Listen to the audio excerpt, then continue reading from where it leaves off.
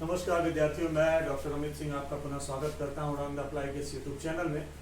और आज हम लोग बात करने जा रहे हैं न्यूलिथिक कल्चर्स के बारे में। न्यूलिथिक कल्चर एक ऐसा मानव जीवन का काल है जहाँ पर मानव स्थायी जीवन की तरफ चला जाता है।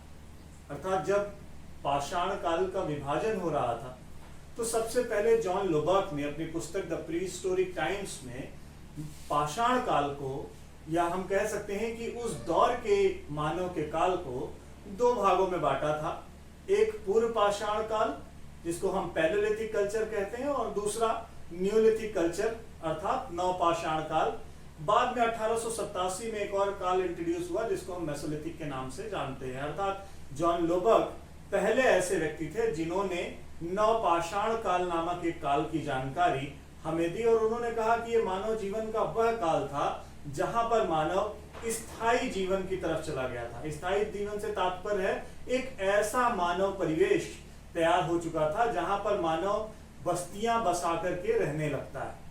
सेडेंट्री लाइफ का प्रारंभ यहां से हो जाता है, और यही वजह है कि इसको एक नया न्यू लिथिक कहा गया, अर्थात एक नया काल इसको कहा गया। ठीक है, तो आज इसी नवपाषाण काल के संदर्भ में हम लोग बात करने जा रहे हैं और देखेंगे कि इस काल में मानव जीवन के रहन सहन में क्या परिवर्तन होता है, क्या ऐसे कल्चरल चेंजेस होते हैं जिसकी वजह से इसको हम नवपाषाण काल के नाम से जानते हैं, अर्थात एक नए पाषाण काल के नाम से जानते हैं। अफ्रीका में इसको हम न्यू स्टोन एज के नाम से भी जानते हैं, जबकि वहीं यूरोप में और भारत में इसको हम न्यूलिथिक कल्चर के तौर पर देखते हैं। तो आइए देखते हैं कि क्या क्या ऐसी प्रमुख विशेषताएं हैं, फीचर्स हैं जो न्यूलिथिक कल्चर के मानव और उनके रहन सहन में दिखाई पड़ रहे हैं। तो सबसे पहले न्यूलिथिक कल्चर के बारे में जो अभी हम लोग बात कर रहे थे कि प्रीहिस्टोरिक टाइम्स में जॉन लोबर्ट ने 1865 में इस बात को बताया था कि मानव का जो काल है या मानव का जो पाषाण काल वाला समय है वो दो भागों में बटा हुआ है, पूर्व पाषाण काल और नवपाषाण काल। और ये जो डिवाइडेशन उन्होंने किया पैलेलिथिक और न्यूलिथिक के बीच में, ये किया on the basis of cultural material, on the basis of remains, अर्थात जो मानव सांस्कृतिक अवशेष प्राप्त हो रहे थे उनके आधार पर उन्होंने ये डिवाइडेशन किया। पूर्व पाषाण काल, जैसा कि आप लोग पूर्व के लेक्चर्स में देख चुके हैं, ये लेक्चर्स हमारे चैनल में पड़े हुए हैं, जिन्होंने नहीं देखा वो उसको देख सकते हैं। पूर्व पाषाण काल मानव जीवन का वो काल था जहां पर मानव घुमंतु था, मानव की कोई निश्चित अर्थव्यवस्था उस तरीके की नहीं थी, वो शिकार और संग्रहण के माध्यम से अपना जीवन व्यतीत कर रहा था, बड़े बड़े उपकरण बना रहा था। बाद में उपकरणों में विभिन्नताएं भी दिखाई पड़ती है। वो सेटल्ड नहीं था, ठीक है, अनसेटल्ड लाइफ को जी रहा था, जोखिम बहुत ज्यादा था। लेकिन वहीं आप न्यूलिथिक को देखेंगे, और हाँ एक और चीज है पैलेलिथिक में, वहां पर अगर आप देखेंगे तो जो पर्यावरण है उसमें भी अनसेटलमेंट दिखाई पड़ता है, या कहें कि अस्थिरता पर्यावरण में भी दिखाई पड़ती है। मानव विकास की प्रक्रिया भी उस दौर में घटित हो रही होती है, इसलिए विभिन्न मानवीय आपको परिवर्तन भी, मानवीय जो प्रजाति है उसके परिवर्तन भी वहां पर दिखाई पड़ते हैं। जबकि नवपाषाण काल की अगर हम बात करें तो मानव जो घुमंतु था, यायावर था, जो इधर उधर घूम रहा था, अनसेटल्ड लाइफ जी रहा था, वो नवपाषाण काल में आके पूरी तरीके से सेटल्ड लाइफ की तरफ, सेडेंट्री लाइफ की तरफ चला जाता है, ग्रामीण बस्तियां बसाने लगता है, उसकी एक निश्चित अर्थव्यवस्था हो जाती है, जैसे कि फूड प्रोडक्शन। वो फूड प्रोडक्शन अर्थात खाद्य को उत्पादित करने लगता है। साथ ही साथ कुछ ऐसे उपकरणों का निर्माण करने लगता है जो उस काल के उपकरणों से बिल्कुल भिन्न और परिष्कृत थे, जैसे कि polished where, polish tool, stone tool जिसको हम न्यूलिथ के नाम से जानते हैं, उनका निर्माण करने लगता है। इसके अलावा पशुपालक हो जाता है, मिट्टी के बर्तनों का निर्माण करने लगता है। तो दोनों ही कालों में, पूर्व पाषाण काल और नवपाषाण काल के मानव जीवन के कालों में एक बहुत बड़ा अंतर हमें दिखाई पड़ता है, और यही वजह है कि प्रीहिस्टोरिक टाइम्स से जॉन लोबर्ट ने पाषाण काल को दो भागों में बांटा था। अब बात आती है न्यूलिथिक नाम देने की, ठीक है। तो जैसा कि न्यूलिथिक में यहां आप देखें कि the term neo means new, ठीक है, नियो मींस न्यू, नया, एंड लिथिक मींस स्टोन, अर्थात एक ऐसा मानव का पाषाण काल जो बड़ा नया है, नई चीजें मिल रही है वहां से, मानव जीवन और रहन सहन में एक बड़ा परिवर्तन इस काल में दिखाई पड़ता है। और यही वजह है कि आगे चल करके गॉर्डन चाइल्ड ने 1941 में इसको एक रिवोल्यूशनरी पीरियड कहा है। इन्होंने कहा कि it is a revolutionary period of human life, मानव जीवन का एक बड़ा ही क्रांतिकारी काल है। और क्यों इसको क्रांतिकारी काल कहा उन्होंने, क्योंकि एक बड़ा परिवर्तन मानव जीवन और उसके रहन सहन में यहाँ पर दिखाई पड़ रहा। अब ये परिवर्तन क्या हुआ था, तो वो परिवर्तन की अगर हम चर्चा करें तो agro pastoral culture development has was labeled as Neolithic Revolution by V. Garden Child. Gordon Childe का कहना था कि एक ऐसा मानव जीवन का काल था जहां पर मानव कृषि और पशुपालन की तरफ अग्रसर हो चुका था। उसने उसको अपनी अर्थव्यवस्था का मूल आधार बना लिया था, और जबकि पिछले कालों में ऐसा नहीं था। और यही वजह है कि वी गार्डन चाइल्ड इसको एक रिवोल्यूशनरी पीरियड के तौर पे देखते हैं। लेकिन अगर हम इसको देखें या इसका एनालिसिस करें, विश्लेषण करें, तो क्या ये क्रांति का काल हो सकता है? क्योंकि अब इसके पहले आप लोगों ने मेसोलिथिक कल्चर पढ़ा, जहां पर सेमी सेडेंटरी लाइफ की जानकारी हमें मिल रही है, अर्थात अर्ध स्थायित्व का जीवन मानव ग्रहण कर चुका था। पशुपालन की भी कुछ बहुत जानकारियां हमें मेसोलिथिक पीरियड से मिलती है। तो एक तरीके से हम ये कह सकते हैं कि ये ग्रेजुअल चेंज था, ये ग्रेजुअल डेवलपमेंट था जो हो रहा था, और न्योलिथिक पीरियड तक आते आते वो डेवलपमेंट काफी हद तक आगे बढ़ चुका था। तो ये एक, क्योंकि रेवोल्यूशन की जहां बात आ जाती है तो रेवोल्यूशन एक सडन चेंज की बात करता है, अचानक से होने वाले परिवर्तन की बात करता है। जबकि ऐसा अगर हम विश्लेषण करें तो शायद अचानक से कोई होने वाला परिवर्तन नहीं दिखाई पड़ता। ये क्रमिक प्रक्रिया थी जो कि धीरे धीरे घटित हो रही थी, और उस पीरियड में वहां पे जाकर के वो दिखाई पड़ती है। तो गॉर्डन चाइल्ड का ये जो रिवोल्यूशनल उसको कहने का की बात है, वो बहुत प्रासंगिक दिखाई नहीं पड़ती। वहीं अगर हम बात करें अगले टर्म की, तो the idea of Neolithic revolution reflect the origin of agriculture, अर्थात कृषि का उत्पादन, कृषि की उत्पत्ति, उत्पादन करना, भोज्य पदार्थों को उगाना, ये एक बड़ा रेवोल्यूशनरी, एक बड़ा महत्वपूर्ण काम था। इसके बाद एनिमल डोमेस्टिकेशन, मानव को पालना, पशुचारण हो जाना। इसके बाद ये क्या करते हैं, ये सेटल्ड लाइफ को या मानव जीवन की स्थिरता वाले पक्ष को दर्शाने का कार्य करते हैं। और एक बड़ा चेंज था जो कि इस पीरियड में हुआ, और इसी वजह से इसको न्योलिथिक नाम दिया जाता है। It indicates the transformation of society, ये मानव के जो समाज है उसमें एक बड़े परिवर्तन को दर्शाता है। और ये फूड गैदरर इकोनॉमी से मानव के फूड प्रोसेसिंग इकोनॉमी के तरफ बढ़ने के एक रास्ता, या एक कहें कि एक चरण की जानकारी हमें देखता है, जहां से मानव फूड गैदरिंग अर्थात भोजन का पहले संग्रहण कर रहा था और फिर धीरे धीरे उत्पादक बनता है। और जब उत्पादन करने लगता है तो थोड़ा सा इंडिपेंडेंसी आ जाती है, ठीक है, वो इंडिपेंडेंट हो जाता है, और भूमि की जानकारी उसको हो जाती है कि कैसे भूमि से उत्पादन किया जा रहा था, जिससे कि एक निश्चित अर्थव्यवस्था को वो बना लेता, ठीक है। इसके बाद माइल्स बर्किट ने जो है न्योलिथिक कल्चर को आइडेंटिफाई किया था, किसके बेसिस पे, पॉलिश्ड टूल के। एक बड़ा विशिष्ट प्रकार का उपकरण इस न्योलिथिक काल में, इस न्योलिथिक कल्चर में बनाया जा रहा था, जिसको हम न्यूलिथ या सेल्ट्स कहते हैं। ये एक विशेष प्रकार की कुल्हाड़ी थी, और इस कुल्हाड़ी को पॉलिश्ड टूल के तौर पर, पॉलिश्ड एक्स के तौर पर पहचाना जाता है। और ये एक बड़ी विशिष्ट प्रकार की कुल्हाड़ी है जो कि न्योलिथिक कल्चर को आइडेंटिफाई करने में बड़ी मदद करती है, ठीक है। कहीं से भी सरफेस से अगर ये कुल्हाड़ी हमें प्राप्त हो रही है तो वो इस बात का प्रमाण है कि उस स्थान पर न्योलिथिक कल्चर रहा होगा, अगर वो अपने प्राइमरी कॉन्टेक्स्ट में है। तो अगर अपने मूल संदर्भ में है, इन सितु है, इंटैक्ट है किसी स्थान पर, तो वो इस बात का सबूत है कि शायद वहां पर न्योलिथिक कल्चर हो सकता है। क्योंकि ये न्योलिथिक कल्चर में इस को आइडेंटिफाई करने में, पहचान करने में बड़ी महत्वपूर्ण होती है। अब इस कुल्हाड़ी की मैन्युफैक्चरिंग जो है उसमें का 4 प्रोसेस है। पहले तो फ्लेकिंग होती है, फिर जो है पैकिंग होती है, फिर ग्राइंडिंग होती है, और बाद में जो है पॉलिशिंग होती है। तो इस 4 चरणों में इन कुल्हाड़ियों का निर्माण किया जाता है, और एक काले रंग की पॉलिश ऐसी कुल्हाड़ी में की जाती है, और इसीलिए इसको हम पॉलिश्ड वेयर कहते हैं। बड़ा महत्वपूर्ण ये एक उपकरण है इस काल का। इसके अलावा एनिमल और प्लांट का जो डोमेस्टिकेशन है, अर्थात उनको जो है घरेलू बना लिया जाता है। एनिमल, क्योंकि एनिमल भी वाइल्ड हैं भाई आपके पास, जो कि जंगलों में रह रहे हैं, धीरे धीरे उनको जो है आप क्या कर रहे हैं, डोमेस्टिकेट कर रहे हैं अपने साथ, जैसे कि डॉग्स हैं, ठीक है, डॉग्स के अलावा शीप हैं, गोट हैं, ऑक्स हैं, काऊ हैं, इन जानवरों को आप धीरे धीरे क्या कर रहे हैं, अपने साथ रखने लगे, अपनी बस्तियों में रखने लगे। डोमेस्टिकेशन के एविडेंस हमें मिलने लगते हैं, जैसे कि एक बड़ा उदाहरण हमें बुर्जहोम से मिलता है। बुर्जहोम जो कि जम्मू कश्मीर में है, वहां से हमें मानव और कुत्ते के शव मिलते हैं साथ में समाधान किए हुए, जो इस बात को बताता है कि मानव जो है अब डॉग्स को पालने लगे थे, अपने साथ रखने लगे थे। बड़ा इंपॉर्टेंट एलिमेंट है, अक्सर कॉम्पिटिटिव एग्जाम्स में भी ये पूछा जाता है। ठीक है, तो ऐसे बहुत सारे जानवरों को उन्होंने डोमेस्टिकेट किया, अपने साथ अपनी बस्तियों पे रखने लगे, और ये एक तरीके से सहजीविता है, दोनों एक दूसरे पर आश्रित थे कहीं ना कहीं।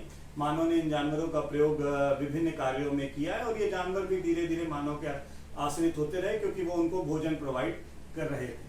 ठीक है, तो इस तरीके से न्यूलिथिक कल्चर का प्रारंभ होता है। अब न्यूलिथिक कल्चर, जैसे कि मैंने बताया कि जो है खेती करना मानव ने प्रारंभ कर दिया था, तो खेती की जो अर्ली एविडेंस है वो हम लोग खासकर मध्य एशिया के क्षेत्र में दिखाई पड़ते हैं। नातोफिथियन एक संप्रदाय था जो कि कृषि का कार्य प्रारंभिक दौर में कर रहा था 10,000 बीसी के बाद में, जहां पर होलोसीन पीरियड आ जाता है, चेंजेस शुरू हो जाते हैं, और धीरे धीरे 9,000 8,000 बीसी तक आते आते वहां पर वाइल्ड क्रॉप्स को धीरे धीरे कल्टीवेशन करना प्रारंभ कर दिया जाता है। फिर हमको मेहरगढ़ से इसकी जानकारी मिलती है। फिर इंडिया में भी लहुरा देवा एक बड़ा इंपॉर्टेंट इलाका है, पार्ट है। भारत में जो अर्लीस्ट एविडेंस मिलते हैं कृषि के, वो लहुरा देवा नामक पुरास्थल से मिल रहे हैं। ठीक है, इसके अलावा मेहरगढ़ से जहाँ गेहूं और जौ की खेती के साक्ष्य मिल रहे हैं, वहीं लहुरा देवा से हमें धान की खेती के साक्ष्य मिल रहे हैं, जो कि संत कबीर नगर डिस्ट्रिक्ट में है। कभी कोल्डीवा नामक पुरास्थल जो कि प्रयागराज में था, उसको हम भारत में प्राचीनतम कृषि के तौर पे देखते थे, जहां से हमें उर्जैवा सतैवा नामक एक धान की जानकारी प्राप्त हो रही है। ठीक है, तो ये कुछ फैक्ट्स थे जो कि इसके साथ जुड़े हुए हैं। और कृषि उत्पादन की प्रक्रिया जब आगे बढ़ गई, धीरे धीरे ये भारत के विभिन्न इलाकों में फैल जाती है। और यही वजह है कि भारत में जब हम नवपाषाण काल की बात करते हैं, तो वो विभिन्न स्थानों पर हमें दिखाई पड़ते हैं रीजनल वेरिएशंस, क्षेत्रीय विषमताओं के साथ। जैसे कि आपका नॉर्दर्न इंडिया विंध्यास का इलाका है, आपका मिडिल गंगा प्लेन का इलाका है, आपका साउथ इंडिया का इलाका है, आपका नॉर्थ इंडिया जम्मू कश्मीर वाला इलाका है, इसके अलावा आपका जो है नॉर्थ ईस्ट का जो रीजन है, इसके अलावा आपका ये जो ईस्ट वाला रीजन है, मध्य पूर्वी क्षेत्र वाला। तो इस तरीके से विभिन्न इलाकों में हमें नवपाषाण कालीन संस्कृति की जानकारी मिलती है। अब हम देखेंगे कि ये जो नवपाषाण कालीन संस्कृति है, इसकी कुछ प्रमुख क्या क्या विशेषताएं हैं जिसके आधार पर हम इसको नवपाषाण काल कहते हैं। तो नवपाषाण काल, जैसे कि अभी हम लोग बात कर रहे थे कि आवास किस तरीके के हैं या हैबिटाट क्या है, तो एक तो सेडेंटरी लाइफ, स्थायित्व वाला जीवन आ जाता है। अब यहाँ पर हमें पिट हाउसेस मिल रहे हैं। पिट हाउसेस का अर्थ है गर्त आवास। अब क्योंकि मानव मैदानी क्षेत्र में आ चुका था, कृषि उत्पादन कार्य कर रहा था, भूमि के साथ उसका रिलेशन डेवलप हो चुका था, तो गुफाओं से, पहाड़ों से उतर करके वो मैदानी इलाकों में रह रहा था। तो जब मैदानी इलाकों में रहेगा तो कुछ न कुछ शेल्टर, कुछ न कुछ ऐसा उपकरण वो बनाने का, मतलब ऐसा एक कृत्रिम आवास बनाने का प्रयास करेगा जिससे कि वो अपने आप को ढक सके, धूप से, बारिश से अपनी रक्षा कर सके। तो इसलिए उन्होंने आवासों को बनाना शुरू किया। जैसा कि आप पिछले लेक्चर्स में देख सकते हैं कि मेसोलिथिक पीरियड में हमको ओपन एयर साइट्स में, अर्थात खुले स्थानों पर हमको शेल्टर्स मिलने शुरू हो जाते हैं। ठीक है, अर्थात आवास बनने शुरू हो जाते हैं। तो यहाँ पर भी मानव आवासों को बना रहा था, लेकिन अब इन आवासों को बनाने में भी विभिन्न प्रकार के आवास हमें दिखाई पड़ते हैं। और उन्हीं आवासों में एक आवास है पिट हाउसेज, अर्थात गर्त आवास। जमीन पर नीचे खोद करके आवास को बनाना और ऊपर से ऐसे छा लेना। ये जो आवास है ये हमको जम्मू कश्मीर वाले रीजन में मिलते हैं। जम्मू कश्मीर का जो क्षेत्र है वहां पर नवपाषाण काल में हमें गर्त आवास या पिट हाउसेस की जानकारी होती है। ठीक है, बुर्जहोम से उसकी जानकारी, गुफकराल से उसकी जानकारी हमें होती है। और ये आवास इग्लू की तरीके से दिखाई पड़ते हैं, जमीन में नीचे इनको खोद दिया जाता है। आगे पिक्चर्स के माध्यम से हम लोग इसको समझेंगे। इसके अलावा ट्री हाउसेस हैं। नॉर्थ ईस्ट के इलाके में हमको ट्री हाउसेस की भी जानकारी मिलती है, पेड़ के ऊपर आवास बनाए जा रहे थे। इसके अलावा हट्स, झोपड़ियां, जो कि कॉमन है, ज्यादातर मैदानी क्षेत्रों में हमको झोपड़ियां बनाई हुई दिखाई पड़ती हैं। अंडाकार, गोलाकार झोपड़ियां मानव के द्वारा बनाई गई हैं, जिनके साक्ष्य हमें किससे मिल रहे हैं? पिट होल्स से। पिट होल्स के माध्यम से हमें इसके साक्ष्य मिल रहे हैं। जैसे कि अगर हम इसको उदाहरण के तौर पर समझने की कोशिश करें तो ये ऐसे पिट होल्स हमें प्राप्त होते हैं जिससे कि झोपड़ी की जानकारी होती है। अब इन पिट होल्स में बम्बू वगैरह को गाड़ करके ऐसे तैयार किया जाता है और इसी से हमको शेप की जानकारी होती है। यहाँ पर फ्लोर्स होते हैं, फर्श जो तैयार की जा रही होती है। तो ये झोपड़ी की जानकारी हमें देता है कि गोलाकार झोपड़ी है या अंडाकार है। अगर ऐसा शेप है तो वो ओवल शेप की जानकारी दे रही है। तो इस तरीके से झोपड़ियों का निर्माण वहाँ पर किया जा रहा है न्यूलिथिक पीरियड में, और बहुत सारी झोपड़ियाँ हमें प्राप्त होती हैं। इवन मागड़ा से 20 झोपड़ियों के साथ हमें एक साथ दिखाई पड़ते हैं जो कि ग्रामीण परिवेश की जानकारी हमें दे रहे हैं। इसके अलावा रूरल सेटलमेंट अर्थात अब ग्रामीण परिवेश, जैसे कि मैंने बताया कि मागड़ा से 20 झोपड़ियाँ हमें मिली हैं जो कि एक ग्रामीण परिवेश की जानकारी हमें दे रही है। इसके बाद अगला हम देखें तो मोड ऑफ प्रोडक्शन अर्थात अर्थव्यवस्था क्या थी, उत्पादन का प्रमुख तंत्र क्या था। तो फूड प्रोडक्शन अर्थात कृषि का मतलब खाद्य का उत्पादन कर रहे हैं, उत्पादक हो चुके हैं। क्रॉप्स जो फसलें हैं उनको कल्टीवेट कर रहे हैं, उगा रहे हैं। एनिमल हस्बेंड्री अर्थात पशुपालन का कार्य कर रहे हैं।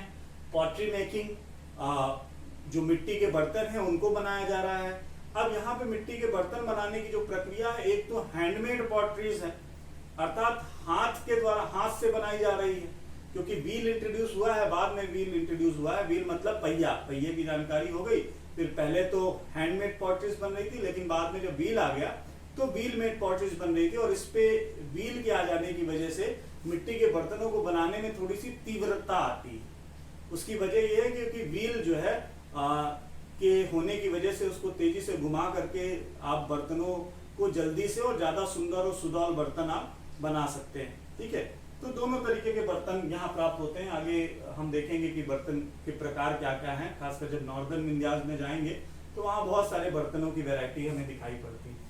इसके अलावा वुड क्राफ्ट, लकड़ियों पर विभिन्न प्रकार के क्राफ्ट किए जा रहे हैं। साथ साथ हड्डियों पर भी और जो है सींगों पर भी विभिन्न उपकरण और कार्य किए जा रहे हैं, जो कि एक स्मॉल इंडस्ट्रीज जैसा दिखाई पड़ता है। स्मॉल इंडस्ट्रीज का मतलब है कि छोटे कुटीर लघु उद्योग जैसे जो है कार्य दिखाई पड़ते हैं। आगे चल करके जब न्यूलिथिक कल्चर अपने इवॉल्व फेज में जाता है और बाद में देखेंगे कि व्यापारिक गतिविधियां भी कुछ न कुछ आपस में लेन देन की होती है, और यही आगे चल करके सिविलाइजेशन के जन्म में भी महत्वपूर्ण भूमिका निभाता है। इसके बाद टूल टेक्निक की अगर हम बात करें तो माइक्रो लिथ है, पॉलिश टूल, जो कि अभी हम लोग बात कर रहे थे कि एक विशेष प्रकार की कुल्हाड़ी जिसको हम न्यूलिथ कहते हैं, पॉलिश उसमें किया जा रहा था, वो ऐसे टूल यहाँ पर बनाए जा रहे थे। आगे हम पिक्चर्स के माध्यम से इसको समझने की कोशिश करेंगे। इसके अलावा बोन, हड्डियों पर और एंटलर पे भी टूल बनाए जा रहे थे। माइक्रोलिथ आप लोग समझ रहे हैं, मध्य पाषाण काल में जो लघु पाषाण उपकरण बनाए जा रहे थे वो यहाँ पर भी कंटिन्यू थे। ठीक है, अब इन टूल टाइपोलॉजी की हम बात करें तो माइक्रोलिथ है, न्यूलिथ कुल्हाड़ी है, चिजल है, कुन है, ठीक है, नाइफ है, रिंग स्टोन है, मूलर है। ये सब जो उपकरण है वो इस काल में मानव बना रहा था। ठीक है, उसके बाद रॉ मटेरियल अर्थात किन पत्थरों का प्रयोग किया जा रहा था उपकरणों को बनाने में, तो क्वार्टजाइट का, लाइमस्टोन का, डोलराइट का, बेसाल्ट का, चलसिडनी, कार्लिनियन, जेस्पर, अगेट जैसे पत्थरों का प्रयोग उपकरणों में किया जा रहा है। खासकर चलसिडनी, कार्लिनियन, जेस्पर, अगेट जैसे जो पत्थर है वो माइक्रोलिथ्स में इनका प्रयोग किया जा रहा है, लघु पाषाण उपकरण। बाकी क्वार्टजाइट, लाइमस्टोन, डोलराइट और बेसाल्ट जो है वो न्यूलिथिक कुल्हाड़ियों को बनाने में या रिंग स्टोन को बनाने में, ठीक है, या स्लिंग बॉल को बनाने में, या मूलर और जो है कुन को बनाने में, चिजल को बनाने में इनका प्रयोग प्रमुख तौर पर किया जा रहा है। इसके बाद एनवायरनमेंट की बात करें तो मॉडर्न एनवायरनमेंट, जो आज का जो पर्यावरण है वैसा ही पर्यावरण उस समय भी हमें दिखाई पड़ रहा है। इसके अलावा अगर हम आर्ट की बात करें तो जैसा कि मैंने बताया कि पॉटरी मेकिंग में बड़ा डेवलपमेंट हुआ था, पॉटरीज ये लोग बना रहे थे। इसके अलावा स्कल्पचर्स में जिसमें छोटे छोटे जो स्कल्पचर है, क्ले स्कल्पचर्स, मृद मूर्तियां वो यहाँ पर बनाई जा रही थी। इसके अलावा टेराकोटास भी थोड़ा बहुत बनने लगते हैं, और उसके अलावा ऑर्नामेंट, हड्डी और सींगों के बने हुए ऑर्नामेंट यहाँ पर कई जगह पर बहुसंख्या मात्रा में दिखाई पड़ते हैं। खासकर चिरान नामक एक पुरास्थल जो कि बिहार में है, मध्य गंगा घाटी का पुरास्थल है, वहां से हमें हड्डियों के बने हुए बहुत सारे उपकरण और आभूषण वगैरह प्राप्त होते हैं। इसके अलावा रिचुअल प्रैक्टिसेस की अगर हम बात करें तो बरियल सिस्टम का भी प्रयोग हो रहा है, और मैट्रिकल सोसाइटी अर्थात मात्र सत्तात्मक समाज की भी जानकारी हमें मिल रही है। नेचर वर्कशिप अर्थात प्रकृति की पूजा भी ये लोग कर रहे हैं। तो इस तरीके के रिचुअल्स को ये लोग इस काल में फॉलो कर रहे हैं। इसके अलावा मानव प्रजाति की अगर हम बात करें तो होमो सेपियंस सेपियंस जो कि आधुनिक मानव है वो उस दौर में आ चुका था, और वो अपर पैलियोलिथिक पीरियड में वो आ गया था, और उसके बाद से वो आगे कंटिन्यू कर रहा है। हम लोग भी वही हैं, होमो सेपियंस सेपियंस। इसके बाद क्रोनोलॉजी की अगर हम बात करें तो 6000 से लेकर के 2000 ईसा पूर्व तक का जो समय है वो नवपाषाण कालीन संस्कृतियों का समय दिखाई पड़ता है। ठीक है, तो इस पीरियड में ये नवपाषाण कालीन संस्कृति भारत विश्व के विभिन्न भागों में चलती है। वैसे डेट्स कहीं कहीं रिफ्लेक्ट भी करती हैं, 7000 BC तक भी जा रही हैं, लेकिन जो कॉमन एक फिनोमिना है वो 6000 से लेकर 2000 तक हम ये मान सकते हैं कि नवपाषाण काल अपने फुल फेज में दिखाई पड़ रहा है। इसके बाद कुछ पिक्चर्स हैं जिनके माध्यम से हम समझने की कोशिश करेंगे।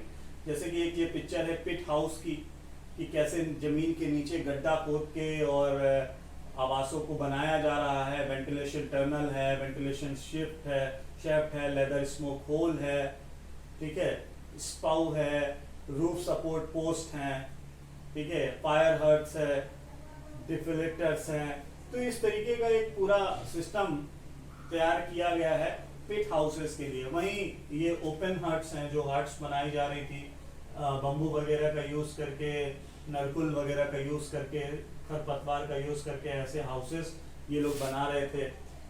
इसके बाद अगर हम टूल्स की बात करें तो ये पॉलिश्ड टूल है। वैसे अगर हम बात करें तो मोस्टली 2 तरीके के हमको एक्सेस मिलते हैं। इस पूरे न्यूलिथिक पीरियड में जो न्यूलिथिक एक्सेस हैं वो 2 तरीके की हमें दिखाई पड़ रही हैं। एक है आपकी राउंडेड शेप वाली और एक है आपकी ट्रायंगल शेप वाली। तो ये 2 तरीके की हैं, एक राउंडेड शेप है ऐसे वाली पॉलिश्ड, और एक ट्रायंगल शेप है। ये 2 तरीके के शेप की न्यूलिथिक एक्सेस हमें दिखाई पड़ती हैं। आगे इसमें आप देखिए, ये देखिए ट्रायंगल शेप वाली पॉलिश्ड एक्स है, ये चिजल है, वो एज है। अब यहाँ पे देखिए ये गोल राउंडेड शेप वाली है, ये ट्रायंगल शेप वाली है। इसके अलावा ये कुछ ब्लेड्स दिखाई पड़ रही हैं। ये एक रिंग वॉल है जो कि आधा रिंग स्टोन है जो कि आधा कटा हुआ है, आधा भाग है उसका। ये रिंग स्टोन का पूरा भाग यहाँ पे दिखाई पड़ रहा है ये, ठीक है। तो इस तरीके से ये कुछ उपकरण हैं, ये कुछ उपकरण हैं जो कि यहाँ पर दिखाई पड़ रहे हैं। इसके बाद ये भी कुछ पिक्चर्स हैं उपकरणों की। यहाँ पर ये देखिए कुछ ऐसे उदाहरण दिए हुए कि कैसे इनको फिक्स किया जाता था। ये सब हैफ्टिंग टूल्स हैं, हैफ्ट किए गए हैं। ये पॉइंट है, ये भी एक्सेस हैं, इनको किसी तरीके से लकड़ी में बांध करके वो लोग प्रयोग कर रहे थे। इसके अलावा ये एक ड्राइंग मिली हुई है हंटिंग करते हुए, एक जानवर है उसको हंटिंग करते हुए मारते हुए, ये भाला लिया हुआ है, ये तीर से इसको मार रहा है। तो एक पत्थर में ऐसे एक इंग्रेविंग मिली हुई है। इसके अलावा ये चिरान से हमें बोन टूल्स भी प्राप्त होते हैं, ठीक है। तो ये बोन टूल के एविडेंस है यहाँ पे। इसके बाद ये जैसा कि आप जान रहे हैं भाई, क्वेश्चनएयर है, क्वेश्चन पूछने का एक तरीका है जो हम लोगों ने याद किया। तो आपसे ये आशा है कि आप क्वेश्चन पूछा करें, ठीक है, जो भी आपकी समस्या इस विषय से संबंधित है। तो ये सारी चीजें हैं जो कि न्यूलिथिक के फीचर्स की जानकारी हमें दे रही है। और आप लोगों के जो भी प्रश्न है वो कमेंट्स के माध्यम से पूछते रहिए, और इससे क्या होता है कि एक प्रोत्साहन मिलता है और बेहतर तरीके से हम प्रेजेंटेशन तैयार करते हैं, बेहतर जानकारी आपको देने की कोशिश करते हैं। एक इंकरेजमेंट मिलता रहता है और हमें पता चलता है कि ये ज़्यादा से ज़्यादा तक लोगों तक पहुंच चुका है, ठीक है। तो इसी के साथ ये वाला लेक्चर आज हम लोग समाप्त करते हैं, और आशा करते हैं कि लेक्चर आपके लिए लाभकारी होगा और कुछ महत्वपूर्ण जानकारियां इसके माध्यम से आप प्राप्त कर पाएंगे जो कि आपके आगामी एग्जाम्स में काम आएगी। और ना सिर्फ आगामी एग्जाम बल्कि कहीं भी कॉम्पिटिटिव एग्जाम्स में आपको लगे कि न्यूलिथिक कल्चर आ सकता है, तो ये कुछ इंपॉर्टेंट फैक्ट्स हैं जो कि हम लोगों ने शेयर किया, जैसे कि वो कुत्ते वाला जो डॉग वाला है मानव के साथ में जो हम वो अक्सर कॉम्पिटिटिव एग्जाम्स में आता है। इसके अलावा मेहरगढ़ जो कि पाकिस्तान में है, इंडियन सब कॉन्टिनेंट में है, वहाँ पे बार्ले और वीट के अर्ली एविडेंस हमें मिलते हैं कल्टीवेशन के इस रीजन में। इसके अलावा लौरा देवा इंडियन पर्सपेक्टिव में अर्लीस्ट एविडेंस प्रोवाइड कराता है हमको राइस के कल्टीवेशन की। इसके अलावा हमको वाइल्ड और कल्टीवेटेड दोनों वैरायटी आपके बेलन वैली में मिलती है। तो ये कुछ एविडेंसेस हैं, ये कुछ फैक्ट्स हैं जो कि इस न्यूलिथिक कल्चर के साथ जुड़ा है, जैसे कि पिट हाउसेस बुर्ज होम से हमको मिल रहा है नॉर्थ इलाके से। इसके अलावा आगे जब हम लोग नॉर्दर्न विंध्यास और साउथ इंडिया वाले टॉपिक पर बात करेंगे तो कुछ और भी न्यूलिथिक कल्चर से जुड़े हुए फैक्ट्स हैं जिनके आपके साथ साझा किया जाएगा। तो आज के लिए बस इतना ही रखते हैं। आशा करते हैं कि आपको ये लेक्चर पसंद आएगा और उड़ान द फ्लाई के इस यूट्यूब चैनल को आप देखते रहे, ज़्यादा से ज़्यादा लोगों तक पहुँचाते रहे और कुछ और नवीन जानकारियों के साथ अगली मुलाकात होगी। धन्यवाद।